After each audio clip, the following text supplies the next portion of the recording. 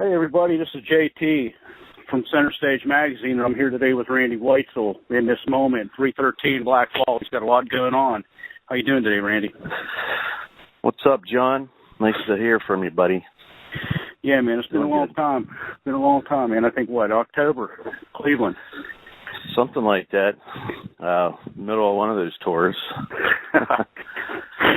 Well, anyways, man, while I got you on the phone, we want to let everybody know what you've got going on in your life. May as well start from the beginning. Maybe let people know, what influenced you to become the musician you are today. Who influenced you? How to start for you. Wow, going back a long time now. That's probably in the 70s when I was a kid. You probably have a lot of experiences like this too, but hearing Kiss and AC/DC and heavier bands like that at the time really got my blood pumping. I was a little kid jumping around like Gene Simmons, spitting on the floor, I was spitting blood and stuff. And I think I got a Kiss guitar for Christmas, one of those little toy Kiss guitars. And I'd air jam. And then I actually wanted to get a real guitar, so my dad got me an acoustic, and I kind of started from there. Eventually the 80s hit with, glam, and then Metallica and all that stuff, and I started buying electric guitars, and I think I met you around that time. We started playing White Lion and what else? I remember that, man. I remember it vividly. Yeah, but the age of the guitar hero in the 80s, that's kind of how I really, got my chops down from Guitar Magazine and just putting on albums and cassettes and learning by, mimicking my heroes. And then thrash came into play. And you remember Phantom Crew? Yes, I do. I think your brother was part of that in the beginning. And then we did that for years, thrashing around and stuff. I'm skipping by this pretty fast, but that was a good 10 years right there. And then decided to move to California with my wife and started meeting all kinds of people in the LA scene. This was around the year 2000 that I'm still working with today. And that would be, oh God, the list is so long, but, Chris and Maria from In This Moment are two of them. So I formed some relationships out here, and it's funny that in the scene that I'm playing in right now on the road, there's so many people that I met just from the club scene, that are working in this field. So it's pretty cool. It's all new, really. I'm sure. Hey, man, why don't you go ahead if you can, let people know what you got coming up here within this moment. In this moment right now, we had a tour booked for Europe that I probably should be on right now, but, in light of the Paris stuff that was happening, the bomb threats and all that stuff, and then some other unforeseen things happened that we postponed the tour for a couple months. So right now, I'm off, we're off. We're kind of coming up with some musical ideas, bouncing them back and forth, and looking forward to May in Europe. And then as of actually today, we're starting to get ad mats and flyers sent to us for the summer tour this year. And I don't know a lot of details about that yet, but there's going to be some big festivals. I know that. And I think in the fall, it's really day to day. I get new information, and that's about all I have right now. But we will be touring soon. Yep. That's cool. Well, we're on the subject of In This Moment. How did you get the name War Machine? War Machine. Well, that's interesting. Never really planned it. I just, Schecter Guitars is our main supplier of the instruments, and I took one of the Flying V's that they given me and just put bolts all over it and painted it. And then I posted a picture, I think on Facebook or one of my accounts, Instagram, I can't remember, but I named it War Machine after the Kiss song, right, from Creatures of the Night. And it's funny, I started noticing at shows people were yelling War Machine at me. And one of the dudes, mainly from the Blood Legion, the fan club, right, his name's Eric Watts, and he sort of, spearheaded that whole thing. He started hashtagging everything War Machine and Let Us Pray.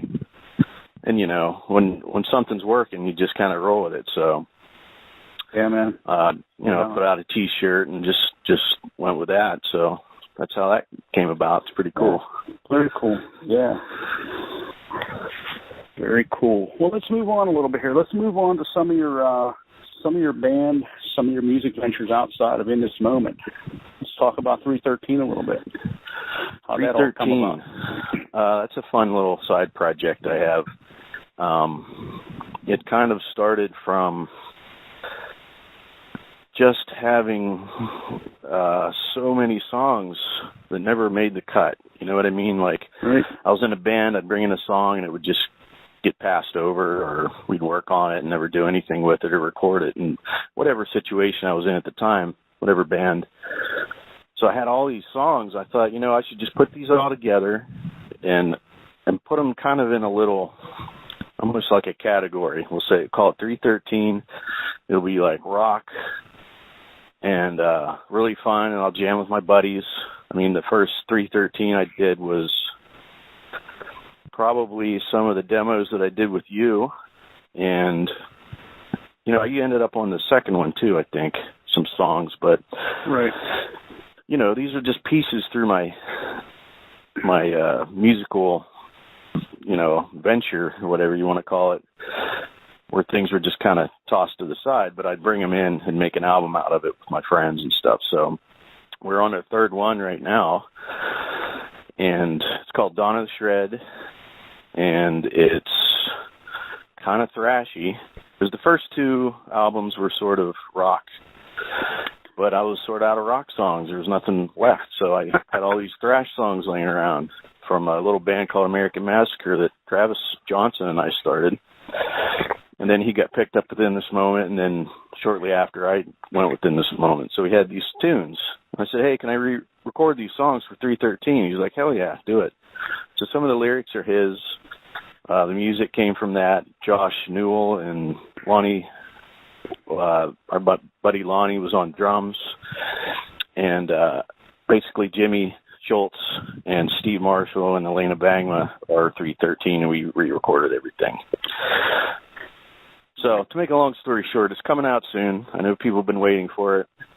Just got a little deal with KBB Records, which is a couple guys from Asking Alexandria, and they distribute through Universal, and we're doing the paperwork.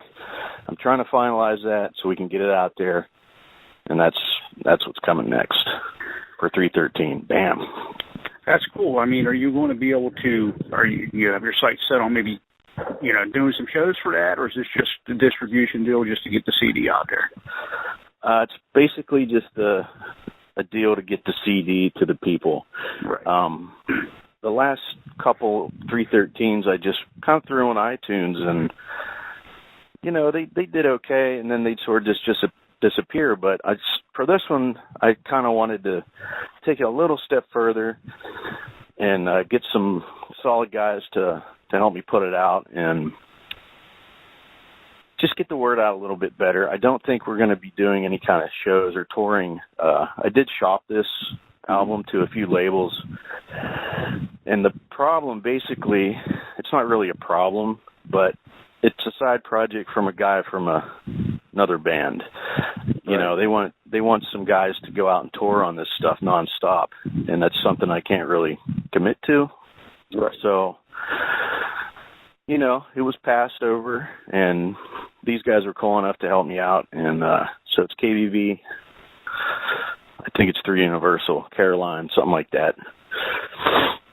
Real good. Let's move on to Black Fall, another Randy Weitzel side project. Black Fall, yes. That is an acoustic band that I started.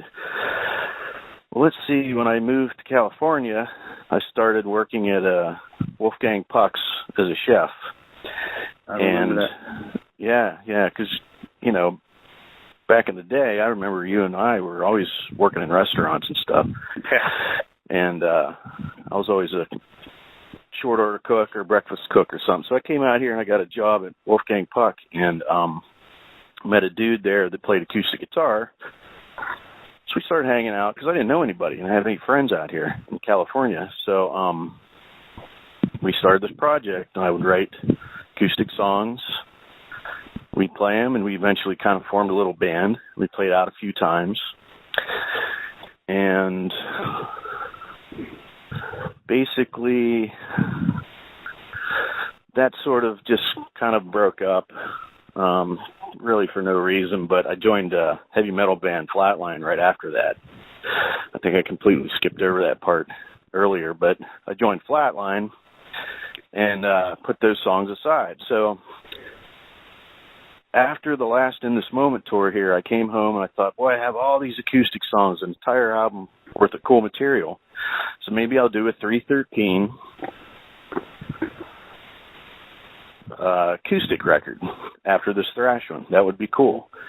So, you know, 2 months ago, I got my guitar out and I posted something that said "Kicking Off the Dust," and then I started getting, you know, I played a little riff on my acoustic and it got a lot of attention. So I thought, well, let's do this. So I called up Steve and I said, Steve from 313, I said, hey man, let's start working on this stuff. He was totally stoked. And I don't know where the switch happened, but I just got this idea that maybe this shouldn't be a 313 thing. It should be its own thing and just be maybe reform Black Fall and do some shows. So we got a drummer, Kent Dimmel. He's kick-ass. And got a singer, Alexis Dunlap. She is fantastic, and she's fronting the band because I was singing before. Right. But I thought maybe I saw this girl on the internet. She blew my mind. So I just wrote her and said, hey, this is Randy from blah, blah, blah, and I know you through this, and would you like to play? And she came over, and we played, and it was fantastic. So that's how this band came about.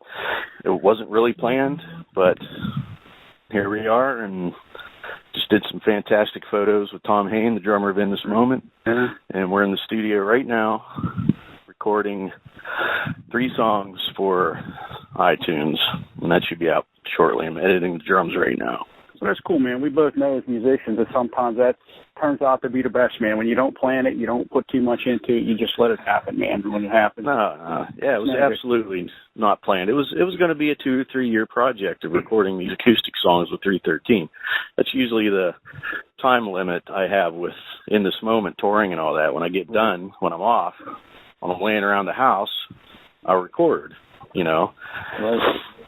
But this is turning into something else. It's pretty cool. And it's completely different than any kind of heavy metal band or anything like that. It's completely acoustic. It's really tribal. It's got a really special sound to it, and it's really fresh and refreshing and exciting. I'm really stoked about it. Yeah, man, I'm pumped to hear it for sure.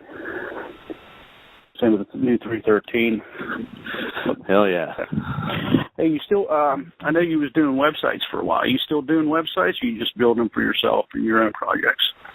Well, I started doing that out of necessity for my bands because, you know, back in the day, John, when we used to put our bands together, there wasn't anything like the internet.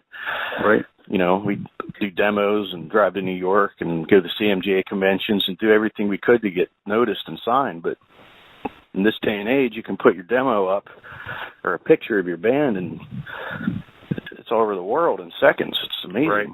So I started building websites just for my own bands and things.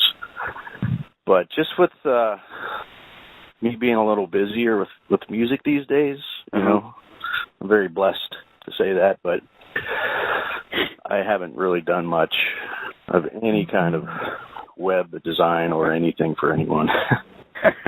But I do enjoy it. Right. Isn't that kind of how you got involved a little bit with Maria from In This Moment? Well, yeah, I guess so. I kind of knew her from before because Flatline used to play with In This Moment all the time. And I think Flatline and In This Moment played on In This Moment's very first show ever at the Gig in Hollywood or one of those places. I can't remember exactly. Yeah. So, you know, I met those guys a long-ass time ago and just kind of got to know them. And In This Moment, when they got signed, they took Travis and our band on tour, Flatline, in New Mexico, and did a few dates down there and stuff. It was, you know, it was just a good relationship. And I think right before I joined the band officially, I was doing some artwork for Maria for her 8x10s in her store and stuff like that. So we were always kind of working together. I'd do a flyer here and there for In This Moment for a tour or festival. Chris would hit me up. So, right, you know, just kind of natural. We came together eventually.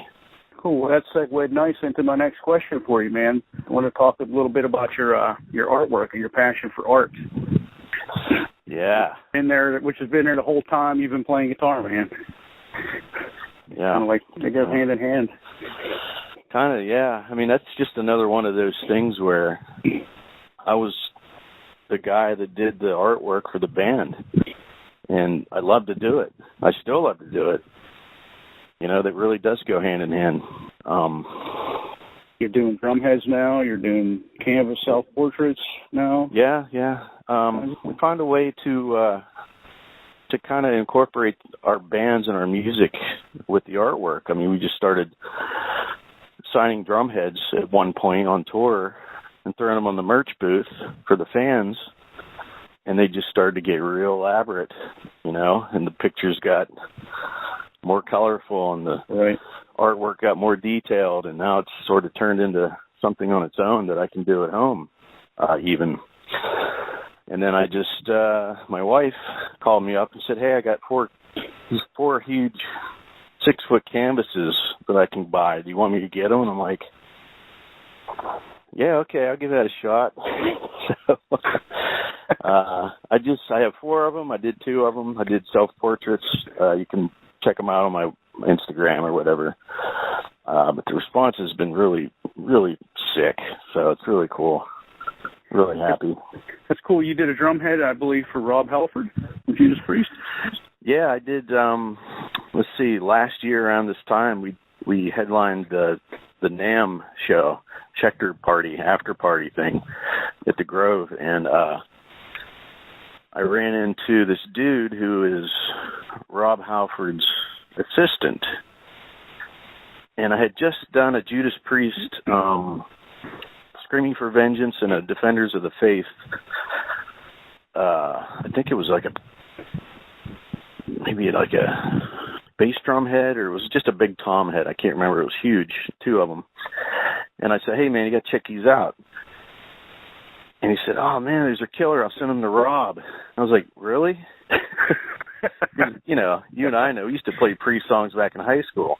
Yeah, man. And I've loved Judas Priest every single day of my life. So for me to actually meet this guy and him to say that to me blew my mind. So I was like, yeah, man, that'd be great. So I forwarded him the pictures of my heads, and Rob wrote back, cool, man, can you make me one? And I was like, yeah. Are you kidding me? Man, I'm going to start crying. It was great. So I did him 2 heads, the Defenders and the Screaming for Vengeance. Rad stuff, cool stuff. That's awesome. And then he got to watch you from side stage, do your thing. Yeah, that was another one of those holy fucking shit moments where rocking the range, and I was jamming and trying to concentrate and look cool, sound good. And I looked over, and there's Rob. He's standing there with his arms crossed, you know, his glasses on, a Testament shirt. And I remember it vividly. I was just like, oh, my God, I think I fucked up right there or something. Yeah. And then we got to meet him. It's just a sweet guy. Amazing experience. I'm sure, man. That's awesome. That is completely awesome. But before we close this out, I'm going to give you a chance to, if you wish to share about your the charities that you're involved with. I know you're involved with some charities. There's a lot of proceeds, you know, from sales on eBay and different things, you know, you put towards charities, which is awesome. You know, not many people out there do that, man. They take the money and they run and, you know, to hell with everybody else. But thanks, man. Yeah. You know, it really came down to, you know, I was doing these drum heads, and I sort of made it my income at a certain point, because I come home from tour and I can't really go out and get a job. I know that, you know, I'm not trying to be negative or anything, but it's right. like, you know, it's hard to get a job and then just kind of leave. You know, it's hard to actually get the job. So I started doing artwork and thought maybe I'll give this a go and just see if I can support myself on just my artwork alone when I'm off tour. And it actually started taking off. I was very lucky and very happy about that. And my wife and I are into, like, you know, the law of attraction and the power of positive thinking and things of that nature. So I started donating every little head I would sell. I just donate to a cancer society or an animal charity, or something of that nature. And you know, I started getting more work. So the law of attraction says, you know, when you put it out there, you'll receive it back, basically. Right. So I've made it a habit to every single thing I sell, I will donate something. Or I'll do heads and give them to, I did a Ride for Dime. I did a couple Gene Simmons heads and donated to that. Just things like that really help. Yeah. Very cool. Yeah, there's some depression charities that I donate to and am involved with. You know, I know a little bit about that. I used to drink a whole lot, and I've been clean and sober for about 6 years now. And I realized awesome. Congratulations. Yeah, thanks, man. But I realized that,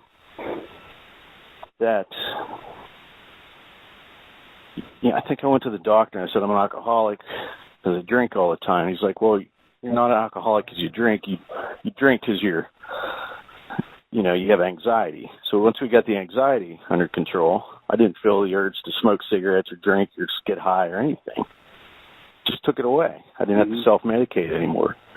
So now that I kind of understand that a little bit more after, you know, being arrested and basically hitting rock bottom a few times, that I see other people kind of going through this, and I can kind of share my story and experience with them, and it seems to be a positive thing in their life and mine. It helps hold me accountable and also helps me daily.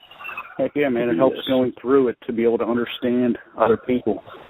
Sure. You know what I mean? You can't understand and empathize and sympathize with others if you've not experienced it. It's a hard thing to do. Yeah, it's a tough road, and I see a lot of younger kids posting things that are just seems like basically I could offer something that could maybe, if somebody had to show me the way, basically show me the light. You know what I mean by that? Right. Like, yeah. I didn't know there was another way to look at things. And when somebody sat me down and said, look, that dark cloud over your head doesn't have to be there. You're putting that there yourself, basically. If you think of the situation in a certain way, in a positive light, the only thing that could come from it is positivity. If you're concentrating on positivity, there's no room for negativity, basically. Yeah. So I try to live that way these days, and it seems to be going pretty good. And if I can share that with somebody and make their day a little brighter, You know, so they don't, man. Well, I'm going to close this out here, but before I do, I want to thank you personally for taking the time today to, talk with me, and also thank you for the rat drum head that you sent me out of the blue. No problem. Nothing I was expecting. My fellow journalist with Center Stage, Missy Wolf, you did a Bon Jovi drum head for her not too long ago. She wanted me to pass along that she loves it. It's like, great. She's just in love with it, man. So. Yeah, it's cool to go back, and I really like doing rock and roll drum heads, like just older bands, Metallica, Rat, but I want to do some Led Zeppelin ones next, maybe. Don't tell anybody. No. All right, man. Well, you take care, and I'll see you out on the road, I'm sure. All right, JT. Thanks, brother. All right, man. Love you, bro. Take care. Yep. Love you too. Bye.